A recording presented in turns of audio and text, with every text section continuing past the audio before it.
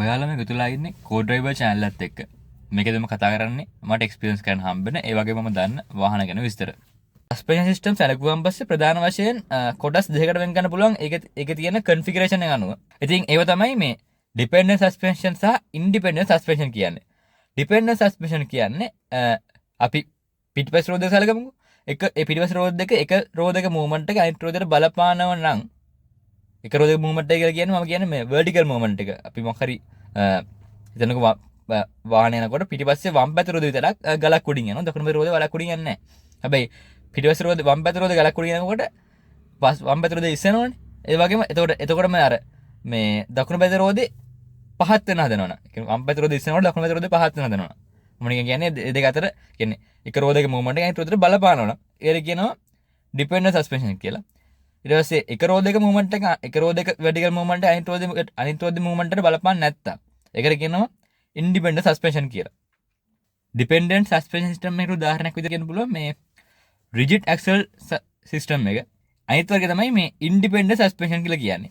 Independent suspension කියලා කියන්නේ එක රෝදක මූවමන්ට් එක රෝදක vertical movement එක අනිත් රෝදේ මූවමන්ට් එකට බලපාන්නේ නැති මේ සස්පෙන්ෂන් සිස්ටම් එක. ඒකට උදාහරණ වශයෙන් වර්ග කියන්නේ කන්ෆිගරේෂන් තුනක් මට කියන්න පුළුවන්. ඒක තමයි මේ මැක්ෆර්සන් ස්ට්‍රට් කියන එක.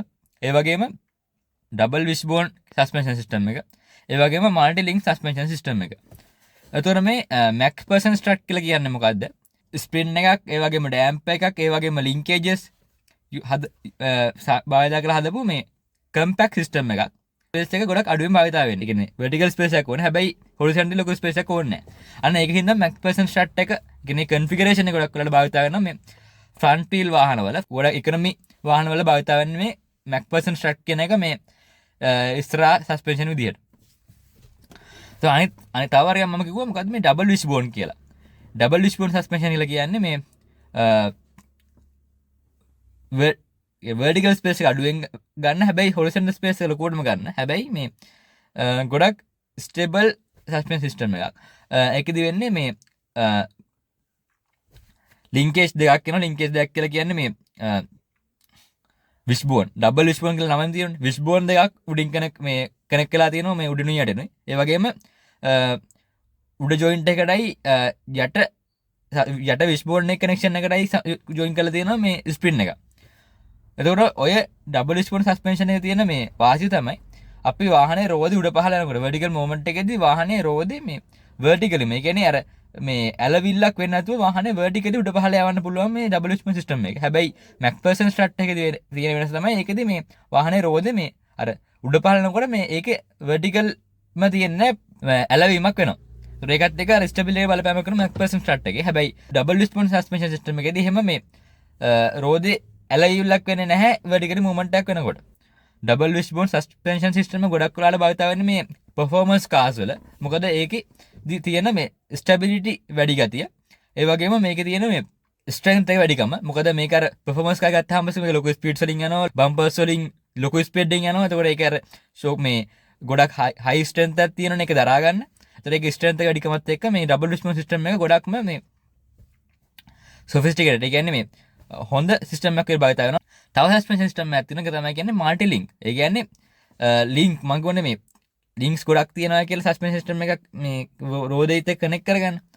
මල්ටි ලින්ක් සස්පෙන්ෂන් එක තියෙන්නේ මේ අර ලින්ක්ස් ගොඩක් දාලා සස්පෙන්ෂන් මේ අර අපි normally භාවිත කරන විදිහ නැතුව එක එක විදියට. ඒ කියන්නේ අර වාහනේ මැනුෆැක්චර් එකේ තියෙන ටෙක්නොලොජිස් අනුව ඒ කට්ටියගේ මේ ඩිසයින්ස් අනුව ලින්ක්ස් ගොඩක් කනෙක්ට් කරලා වාහනේ මේ රයිඩින් කම්ෆර්ට් එක උපරිමයක් කරලා ඒකට ෂොක් ඇබ්සෝබර් එකක් කනෙක්ට් කරලා හදපු සිස්ටම් එකක්. මල්ටි ලින්ක් සස්පෙන්ෂන් සිස්ටම් ගොඩක් කරලා භාවිත කරන්නේ මේ ලක්ෂරි කාර්ස් වල, ලක්ෂරි වෙහිකල්ස් වල. ඉතින් ඔබ තමයි කියන්නේ මේ වාහනයක ඉන්ඩිපෙන්ඩන්ට් සස්පෙන්ෂන් සිස්ටම්ස් ගැන. එතකොට මේ තව වර්ගයක් තියෙනවා මේ semi independent කියලා. අර independent suspension system එකේම torsion BM එකකින් connect කරපු suspension system එකක් තියෙනවා. ඒක ගොඩක් අය භාවිත කරන්නේ economy වර්ගයේ වාහනවල. පිටිපස්සේ තියෙන independent suspension system එකේම තියෙන රෝද දෙක මේ torsion BM එකකින් connect කරලා ඒකෙදි කරලා තියෙන්නේ වාහනේ stability වැඩි කරන එක, ඒ වගේම control එක දෙන එක වැඩි කරන එක මේ cost effective විදියකට. suspension system ගත්තොත් එහෙම ඒක හැමදාම අලුත් වෙන feel එකක්. ඒ කියන්නේ හැමදාම අලුත් වෙන topic එකක්. මොකද එක එක manufacturers ලා එයාලගේ vehicles වල suspension system අලුත් කරනවා. ඒ වගේම මේ රයිඩින් කම්ෆර්ට් වැඩි කරන්න, ඒ වගේ පර්ෆෝමන්ස් වැඩි කරන්න, ඒ වගේ සේෆ්ටි වැඩි කරන්න විවිධාකාර සස්පෙන්ෂන් සිස්ටම් ඉනෝවේට් වෙනවා.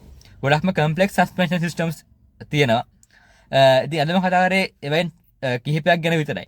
ඉතින් ආයිත් දවසක වාහන ගැන විස්තර කතා කරන්න එකතු වෙමු.